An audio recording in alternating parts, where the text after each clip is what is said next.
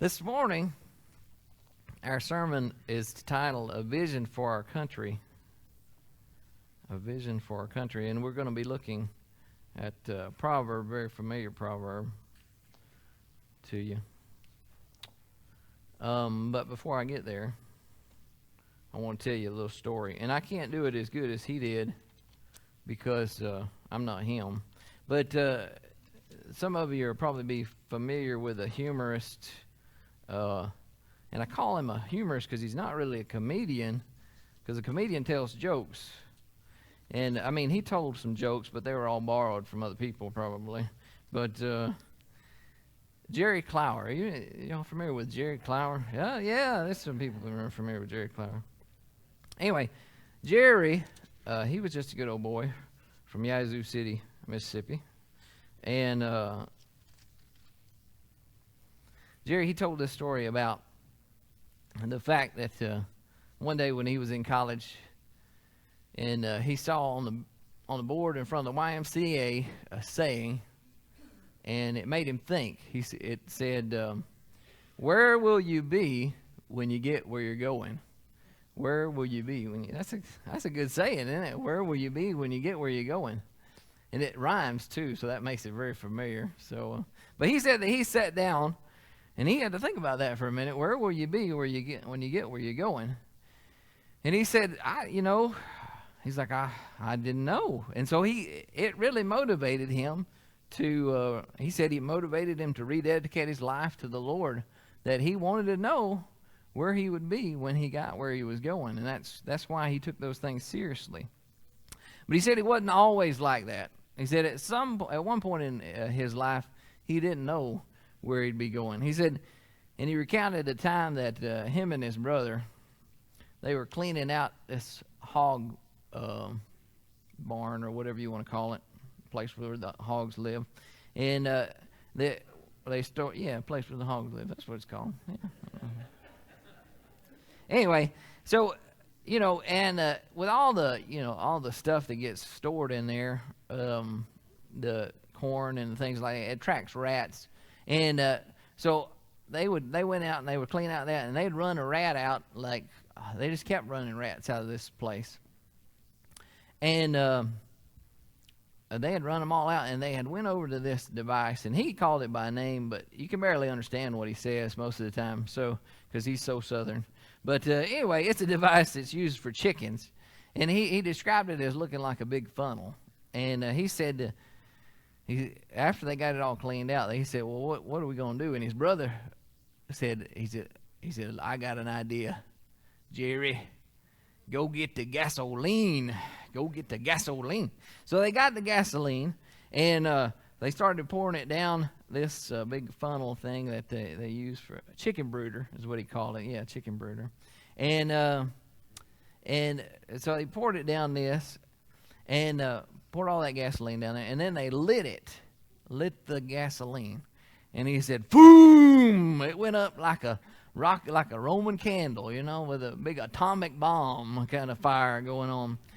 Anyway, and he said, but that wasn't the worst part of it, is the worst part was that now there was about 200 balls of fire running out from that thing. And he said, but the worst part, that wasn't even the worst part. The worst part was the fact that most of those 200 balls of fire was headed towards a barn full of hay. He said that him and his brother, they got a pine top. They started knocking them things, trying to put them out. And he said that was the time that he didn't know where he'd be when he got where he was going right there. He didn't know where he'd be. Well, today we're going to be talking a little bit about a vision for our country, about thinking about where we will be when we get where we're going, and not only as a country but as individuals ourselves. We're going to look at Proverbs 29 and verse 18. Proverbs 29 and verse 18. And I'm going to be using the King James to start off here because, well, it's one we're familiar with, and the terminology fits really well. It says, where there is no vision, the people perish, but he that keepeth the law, happy is he. So we're going to be talking about vision. Our founding fathers had a vision for what this country should look like. In 1776, in the Declaration of Independence, Thomas Jefferson penned these words: "We hold these truths to be self-evident, that all men are created equal, and that they are endowed by their Creator with certain unalienable rights, that among these are life, liberty, and the pursuit of happiness." So this morning I want to talk about vision and how it ties in with this pursuit of happiness. The King James uses that word vision in that proverb to bring to mind it kind of brings to mind eyesight, kind of like what I was sharing with the kids here earlier. It brings to mind what we can see, the things that we can see.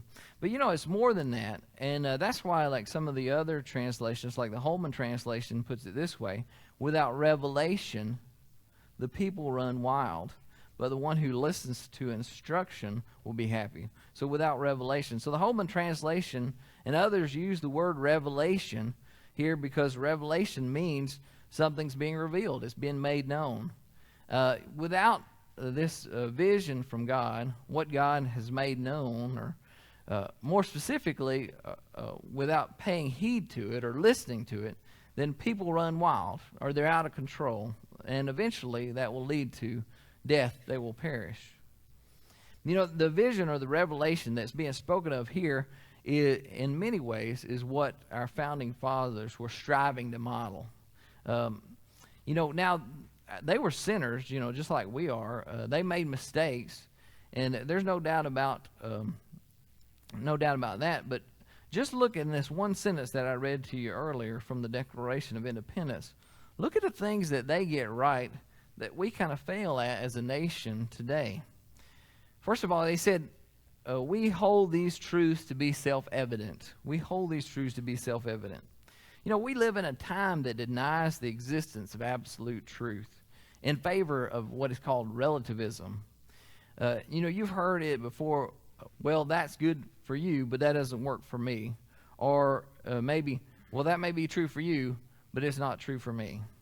The failure here is in recognizing that truth is truth regardless of one's opinion. Regardless of one's opinion. For instance, Jesus is Lord. Somebody might say, well, that's good for you, but that doesn't work for me. So, you see, the error is that that's a lack of vision. It's a lack of or ignoring revelation. C.S. Lewis put it best when he kind of took apart relativism with his analogy. And you're probably familiar with it if you remember it. C.S. Lewis, the analogy that he used was liar, lunatic, and Lord. And it's really easy to remember. So if you've never heard it, hopefully you'll come away with something that you can carry away from this. But liar, lunatic, and Lord. And C.S. Lewis said this. He said, Jesus professed to be God. So either, and that's a true statement. See, that's a true statement. He professed to be God. So either he is a liar in that he knows that he is not God, but professes to be. He is a lunatic in that he thinks he's God, but he's really not. Or he is Lord. He is who he claims to be. And so it's really a true statement. There's no there's no opinion involved, It's either he is or he is not, right? And he really kind of defines that for us. And he kind of wipes away this relative society and this relative understanding that we kind of encounter today. He kind of does away with that. With that simple apologetic right there, he removes relativism. And it's something that we need to use today, really. The Founding Fathers also said this in that statement. They said that all men are created equal. Now, one could argue that they themselves failed to receive the fullness of this revelation. Their treatment of women and children and people who were different from themselves left something to be desired. Yet, one can see through the passage of time and progress that there were changes. However, today we may think that we've progressed in some ways, but in reality, what we've done is we've just kind of fallen into a new error. We've fallen into new mistakes. As a country today, many have equated equality with sameness. And that's left us with confusions in gender and confusions in gender roles and gender identity. It also, we fail to recognize that there is but one race, the human race, in which Christ died for. We cling to our culture instead of the cross. In reality, the equality of people that was spoken about there is most perfectly understood in the notion that the ground at the foot of the cross is level. Galatians 3:27 through 29 puts it this way: For as many of you as have been baptized into Christ have put on Christ like a garment. There is no Jew or Greek, slave or free, male or female, for you are all one in Christ Jesus. And if you belong to Christ, then you are Abraham's seed, the heirs according to the promise. See, I believe that this is what the founding fathers of our nation had in mind. But more importantly, I know that it is what the Lord had in mind. We may have cultural differences, as in the Jew and the Greek. We may have differences in social status, as in the slave or the free. We may be different genders, like male and female, but in Christ we are equal heirs to his promise. We should view people in the light of this, that they are God's special creation, important enough for him to die for. And this brings us to sort of another idea that the founding fathers got at, that they are endowed by their Creator. They recognized that there was a Creator and that their value was connected with the fact that they were intentionally created. And they were an intentional creation. We live in a time where the notion of a creator is scoffed at and ridiculed. There are many professors who have been terminated for holding to the position that there is a creator. There's many more that have lost or who've been denied employment because they held to this notion that God created the world. It is within the scientific minds of today more reasonable to believe that matter has arose from non-matter, and that from information, and that no information, and that from no information, all the complexities of life that you see around you came into being by chance. Listen to what these prophetic words about these individuals in 2 Peter 3:3-5 says. First, be aware of this: scoffers will come in the last days to scoff, living according to their own desires, saying, where is the promise of his coming? Ever since the fathers fell asleep, all things continue as they have since the beginning of creation.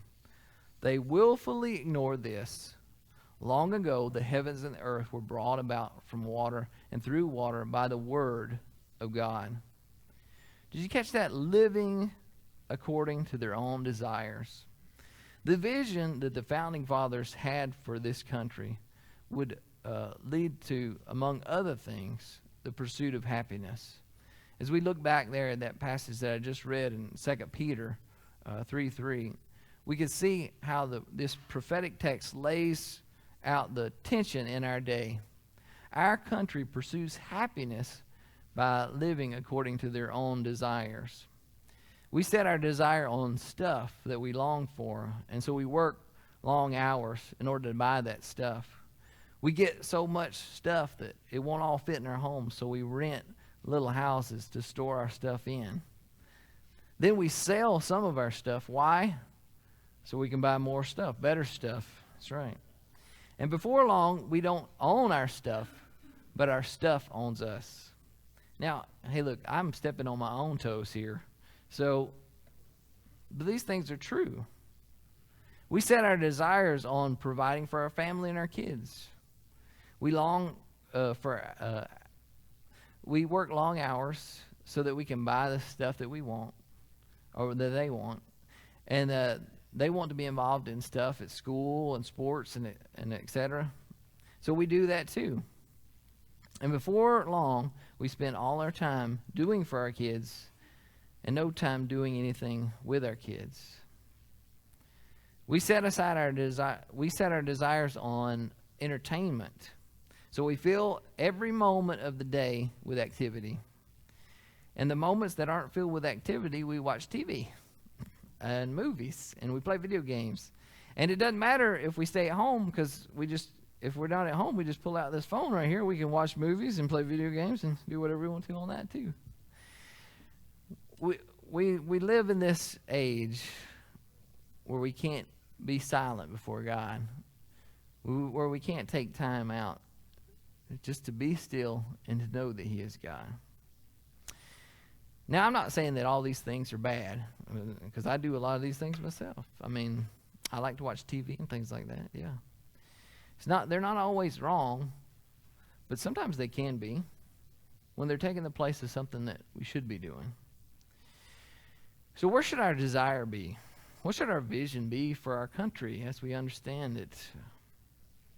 If we want to pursue happiness as a country and as individuals, we've got to get back to God's vision for us. And what was that?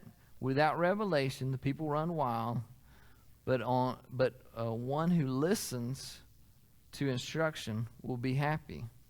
One who listens to instruction.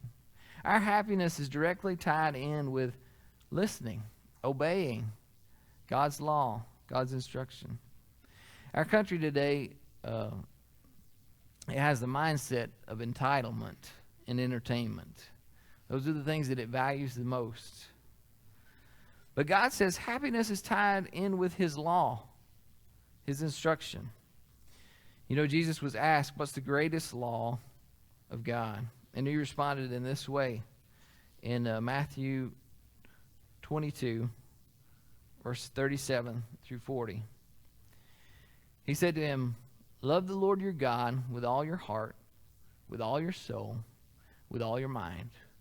This is the greatest and most important command. And the second is like it. Love your neighbor as yourself. All the law and the prophets depend on these two commands. You know, the founding fathers built this country using God and His law as a foundation. And I would love to see our country return to that vision. But it won't happen by voting for the right president or changing Congress or the Supreme Court. It will happen as you and I live out our faith. When our desires conform to His, when what is most important to us is to love God and to love others. So where will you be when you get where you're going? Where will you be when you get where you're going? You know, we feel like a lot of times our desire is for the stuff. Our desire is for the entertainment. We're chasing fiery rats. And we don't know where we'll be, you know, because we've set our desire on the wrong things. We've become sort of wrong-minded in our direction. God laid it out pretty clearly for us, though, when He said that there's one thing that's the most important thing, is to love me as I've loved you, and to love those around you in the same way that I love them. And that's real simplistic. We all know that. But guess what? It takes more than just seeing it, more than just hearing it. It takes responding to it. So is your vision for your life God's or your own? Is your vision for your life God's or your own? Is your happiness rooted in God's desire or your own? Is your happiness rooted in God's desire or your own? Those are profound questions, things that we need to reflect on. This whole series that we've been talking about the last few weeks has been about bridging the gaps in our country. If we're going to bridge the gaps in our country, it begins with you and me. It begins with the decisions that we make. It begins with how we impact other people's lives. We know this truth, that Jesus Christ is God, that He has loved us in this way, that while we were still sinners, Christ died for us. But not for us alone, for this world, for all those who would call upon Him, all those who would believe in Him. Each one of us has the opportunity to impact the world around us. We may not be the president or a congressman or sit upon the Supreme Court. And you may not think that what you do matters, but it matters a lot. You have the opportunity to impact someone's life this week. You have the opportunity to change someone's destiny, someone's eternity. Because we know that there are only two choices in life. We either are going to be for God, on His side, part of His kingdom, or we're not. And to be with God is awesome, and we've experienced that. And we need to let the world around us know. To be apart from that, we know, well, that's like chasing fiery rats. You don't know where that's going to lead. And actually, we do know where it's going to lead. It's going to lead to an eternity separated from Him. So today, I ask you to reflect upon these questions. Where has your vision for your own life been? Which direction have you been heading? Have you been going your own way? There's still time. As long as there's today, there's time to get back on track, to know where you'll be when you get where you're going. What have you been setting your desires on? Sometimes as Christians, we even get confused about that. We kind of chase after the things of the world. Today's opportunity to confess those sins, to give them over to God, and to say, Lord, I have got to change some priorities in my life. I've got to put you back to number one, and treating other people and loving on other people. And that means that I've got to get outside of my comfort zone. And that's probably what it means, because it can be uncomfortable. But I think God calls us to that. I think God equips us for it. And if you'll ask Him, He's faithful and He's just, and He'll help you, because He wants to see it come true in your life. Today, if you need to make a decision to follow Christ, we want to offer you that opportunity to do that. I'll be down front. I'll help to lead you so that you can know that you'll know where you'll be when you get where you're going, so that you can know Christ. If there's areas in your life that you need to confess to God, the altar is going to be open up here. You come, lay those burdens down before God. He's the one that you need to talk to, not me. If you want to talk to me, I'll be here, and I'll help you, and I'll pray with you as well. But the altar is going to be open, so you come and pray. Maybe you got another decision. Maybe you've been dragging your feet on being baptized and showing the world, which involves this congregation, to say, I'm not ashamed of the gospel. I'm not ashamed of who Jesus is. Maybe you've been dragging your feet on that because of some other issues. Today's the day that God's telling you, hey, look, I want you to stand for me. When the world around is running from God, I want you to stand as a pillar of light for the rest of the world to see. So maybe that's a decision that you need to make. Maybe this is a place that you need to make your church home. Maybe you need to join in and be a part of the serving the world through the fellowship that meets here at Ray City, First Baptist Ray City. So maybe God's laid that on your heart. You come, and that's a decision that you can make public today as well. So as Steve comes and as our musicians come to play, and as we stand and sing, you be obedient to what God has laid upon your heart.